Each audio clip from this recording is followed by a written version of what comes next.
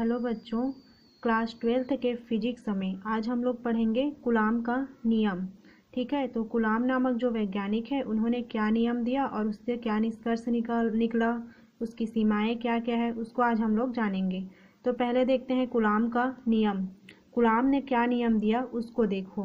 किन्हीं दो बिंदु आवेशों के मध्य लगने वाले आकर्षण या प्रतिकर्षण बल का मान उन आवेशों के परिमाणों के गुणनफल के अनुक्रमानुपाती तथा उनके बीच की दूरी के वर्ग के व्युत्क्रमानुपाती होती है।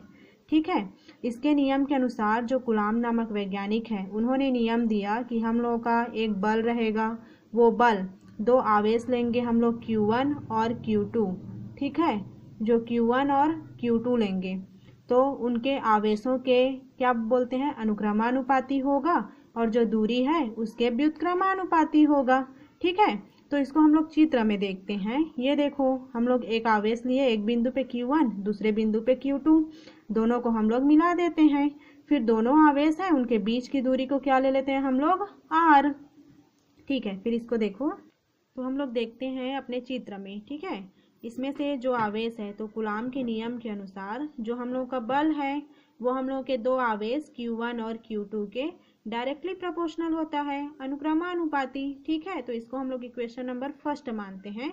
फिर उन्हीं ने जो नियम दिया उसी में लिखा है कि जो हम लोग का बल है वो हम लोग के दूरी के वर्ग के व्युत्क्रमानुपाती होता है। व्युत्क्रमानुपाती का मतलब होता है 1/r का स्क्वायर। पहले वालों को इक्वेशन नंबर 1, दूसरे वालों को हम लोग देते हैं इक्वेशन नंबर 2। ठीक है, समीकरण पहला और दूसरा, तो देखो समीकरण पहला और दूसरा दोनों को हम लोग क्या करते हैं, मिलाकर लिखते हैं। तो इसमें का F इसमें का F एक ठो आ जाता है। फिर ये अनुक्रमानुपाती का सिंबल, ये अनुक्रमानुपाती का सिंबल, इसको यहाँ पे हम लोग लिख लेते हैं। जो हम लोग का आवेश है Q1 और Q2 उसको यहाँ पे लिखते हैं, और जो हम लोग का व्युत्क्रमानुपाती वाला 1/r का स्क्वायर है ना उसको यहाँ पे लिखते हैं। तो हम लोग जानते हैं कि जब हम लोग का ये अनुक्रमानुपाती का जो सिंबल हटता है ना, तो वहाँ पे एक नियतांक लगता है, उस नियतांक को मैं K ले रही हूँ। ठीक है, देखो अनुक्रमानुपाती का सिंबल हटाई, इक्वल का चिन्ह लगाई, फिर उसमें क्या बोलते हैं, नियतांक K रखी। फिर ये ज्यों का त्यों है Q1 और Q2, ये हो गया हम लोगों का R का स्क्वायर।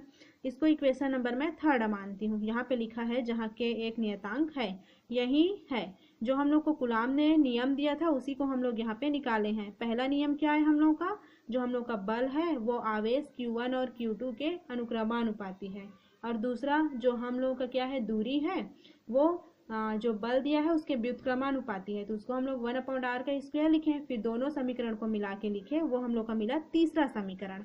और जो हम लोग का K है ना, जो नियतांक, उसको अब हम लोग क्या करेंगे, एक बार SI पद्धति में देखेंगे और फिर उसको CGS पद्धति में देखेंगे। ठीक है, तो यहाँ पे देखो विभिन्न स्थितियां करके दिया है, उसमें स्थिति फर्स्ट क्या दिया है, SI पद्धति में। ठीक है, तो SI पद्धति में हम लोग का क्या दिया है, पहला पॉइंट, जब दोनों बिंदु आवेशों के बीच का माध्यम वायु या निर्वात हो तब। जो हम लोग दो ठो बिंदु आवेश लिए हैं ना, Q1 और Q2, तो उनके बीच क्या हो, वायु या निर्वात।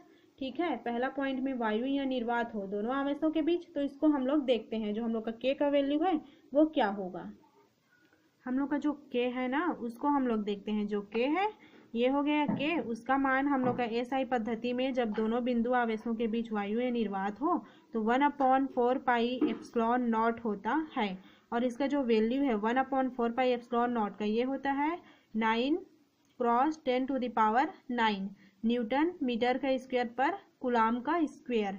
ठीक है, तो जो K का वैल्यू है उसको हम लोग इक्वेशन नंबर थर्ड में जाके पुट कर देते हैं, जिसको मैं अभी बताई हूँ। इक्वेशन नंबर थर्ड में मैं लिखती हूँ F = वहाँ पे K के स्थान पे ये वाला वैल्यू 9 × 10⁹ फिर यहाँ पे फिर से क्रॉस, ये हो जाएगा Q1 Q2/r का स्क्वायर। और हम लोग जानते हैं जो हम लोग का फोर्स होता है, बल, वो हम लोग का जो SI पद्धति में जो बल होता है ना वो उसका मात्रक न्यूटन होता है। तो यहाँ पे मैं बगल में लिखी हूँ न्यूटन। फिर इसको पूरा को मिला के मैं यहाँ पे रख दूंगी। देखो ज्यों का त्यों 9 × 10⁹, फिर यहाँ पे क्रॉस Q1 Q2 ज्यों का त्यों, फिर ये हो गया R का स्क्वायर। और ये हो गया न्यूटन। ये पहला पॉइंट एसआई पद्धति में जब दोनों बिंदु आवेश Q1 और Q2 के बीच वायु या निर्वात हो उसके लिए था, उसको मैं लिखी। अब देखो दूसरा पॉइंट क्या बोलता है। दूसरा पॉइंट, जब दोनों बिंदु आवेशों के मध्य वायु या निर्वात के अतिरिक्त अन्य दूसरा माध्यम हो तो जो हम लोग का बिंदु आवेश है Q1 और Q2, तो दोनों के जो बीच है, पहले में वायु या निर्वात था, अभी वायु या निर्वात के अतिरिक्त कोई दूसरा माध्यम हो, तब हम लोग का क्या हो जाएगा, के का value 1/4 pi epsilon not cross 1/k। दोनों के में कंफ्यूज मत होना, क्योंकि फर्स्ट वाला जो के है ना वो हम लोग का नियतांक है, और जो इसमें वैल्यू के साथ जो के है वो हम लोग का परावैद्युतांक है। ठीक, ये के नियतांक और ये के परावैद्युतांक है। ठीक, तो इस के वैल्यू, इसको पहले मैं के का के लिखी, फिर इसको ऊपर का मतलब इसका जो मान है ना क्या होता है 9 क्रॉस 10⁹ उसको लिखी, नीचे मैं के लिख दी। अब क्या करती हूँ, ये जो हम लोग का के का है जो नियतांक का वैल्यू है उसको मैं इक्वेशन नंबर 3 में जाके पुट कर देती हूँ कि उसके बाद यहाँ पे f 9 क्रॉस 10⁹ फिर cross Q1 Q2 upon r का स्क्वायर, इसमें भी मैं क्या रखी, न्यूटन। ठीक है, बस ज्यों का त्यों उस वैल्यू को मैं रख दी। ये हम लोग का एसआई पद्धति में है।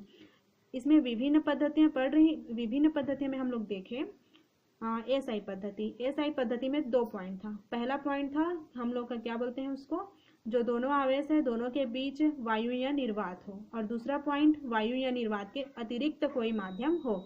दोनों में फोर्स हम लोग का निकल चुका है। उसके बाद हम लोग देखेंगे सीजीएस पद्धति में। ठीक, जो 2 पॉइंट हम लोग एसआई पद्धति में देखे हैं ना, सेम उसी को सीजीएस पद्धति में देखेंगे। इसको जब बोलने के लिए, बनाने के लिए बोलता है ना, तभी बनाते हैं। तो इसमें देखो पहला पॉइंट क्या है सीजीएस पद्धति में, जब दोनों बिंदु आवेशों के मध्य वायु या निर्वात हो तब। इसमें भी सेम है, लेकिन उसमें के का वैल्यू दूसरा था एसआई पद्धति में, इसमें के का वैल्यू क्या है, 1 है। तो इस के का वैल्यू 1 है, उसको इक्वेशन नंबर 3 में पुट करते हैं। देखो इक्वेशन नंबर 3 में जब मैं पुट करूंगी तो देखो क्या होता है, हम लोग का एफ है, एफ का एफ हो गया, फिर के स्थान पर 1 रख दी, फिर cross Q1 Q2 upon r का स्क्वायर। और इसमें हम लोग जानते हैं सीजीएस जो हम लोग का पद्धति होता है ना, उस सीजीएस पद्धति में जो हम लोग का फोर्स होता है उसका मात्रक डाइन होता है और उसमें न्यूटन होता है एसआई में। तो यहाँ पे देखो एफ, फिर यहाँ पे Q1 Q2 अपॉन r का स्क्वायर, ये हो गया डाइन।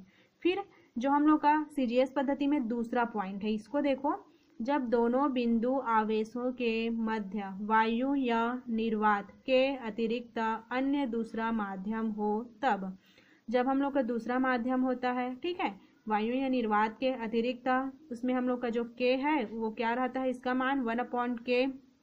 ठीक, तो यहाँ पे देखो ये वाला के मेरा नियतांक है, ये वाला के मेरा परावैद्युतांक है। तो जो मेरा के है ना, उस के का मान समीकरण 3 में रखने पर, ठीक है, जो के है उसको मैं समीकरण नंबर 3 में रखूंगी।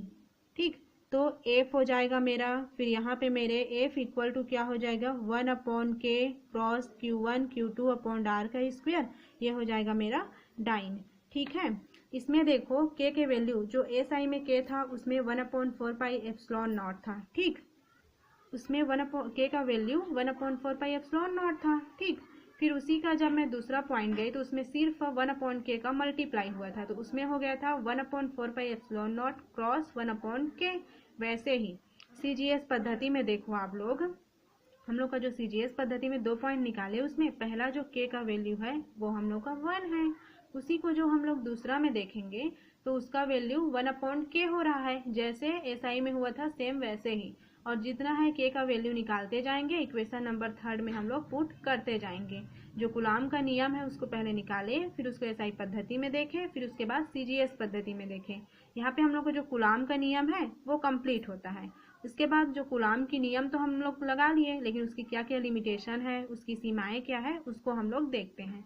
ठीक है, देखो हम लोग के जो कूलाम के नियम की सीमाएं हैं उसको, पहला क्या बोल रहा है, यह नियम केवल बिंदु आवेशों के लिए सत्य है।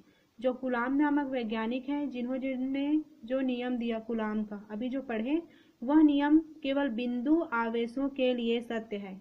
हम लोग 2 आवेश लिए थे Q1 और Q2, तो उसमें 2 बिंदु लिए थे ना। फर्स्ट बिंदु था उसमें उसका आवेश Q1 और सेकेंड बिंदु था उसका आवेश Q2 था। तो हम लोग का जो बिंदु आवेश रहेगा उसी के लिए ये नियम लागू होगा। ठीक, उसके बाद जो हम लोग का दूसरा है, यह देखो, यह नियम केवल स्थिर आवेशों के लिए सत्य है, गतिशील आवेशों के लिए नहीं। कूलाम ने जो नियम दिया है वह केवल स्थिर, क्योंकि हम लोग बिंदी ले लेंगे वहां पे बिंदु, तो जो बिंदु है वो बिंदु तो स्थिर ही रहेगा। तो क्या हुआ, जो नियम केवल स्थिर आवेशों के लिए सत्य है। ठीक है, जो बिंदु रहेंगे वो स्थिर रहेंगे, उसी के लिए यह नियम सत्य है। ठीक, फिर इसके बाद तीसरा पॉइंट, यह क्या बोल रहा है, यह नियम अधिक दूरियों तथा 10 की घात -15 मीटर से कम दूरियों के लिए सत्य नहीं है। ठीक है, और 10 की घात -15 मीटर से कम दूरियों पर नाभिकीय बलों की प्रधानता के कारण यह नियम अनुपयुक्त हो जाता है। मतलब जो तीसरा पॉइंट हम लोग का ये है कि यह नियम अधिक दूरियों तथा 10 की घात -15 मीटर से कम दूरियों के लिए सत्य नहीं है। मतलब यह नियम एक सीमा रहेगा उसी के लिए सत्य है। जैसे अधिक, बहुत ज़्यादा अधिक दूरियां हो जाएंगी तब भी नहीं लगेगी, और बहुत ज़्यादा कम हो जाएगी, जो दूरी है वो कम हो जाएगी फिर भी नहीं लगेगी। तो एक निश्चित सीमा होगी उसके लिए यह लगेगी, और 10 की घात -15 मीटर से कम हो जाने पर यह नियम नहीं लगेगी। ठीक है, तो ये हम लोग का क्या हो गया, जो कूलाम के नियम की सीमाएं हैं उसका 3 बिंदु हो गया। जो कूलाम का नियम हम लोग पढ़े उस नियम को पहले बनाना, फिर उसके विभिन्न स्थितियों में एसआई सीजीएस निकालना, फिर उसकी सीमाएं लिखना। लेकिन जब क्वेश्चन में एसआई या सीजीएस बोला रहता है तब बना लेना, या क्वेश्चन के मार्किंग के हिसाब से भी बना सकते हो आप लोग। ठीक है, तो आज का ये टॉपिक कंप्लीट होता है। ठीक है, थैंक यू।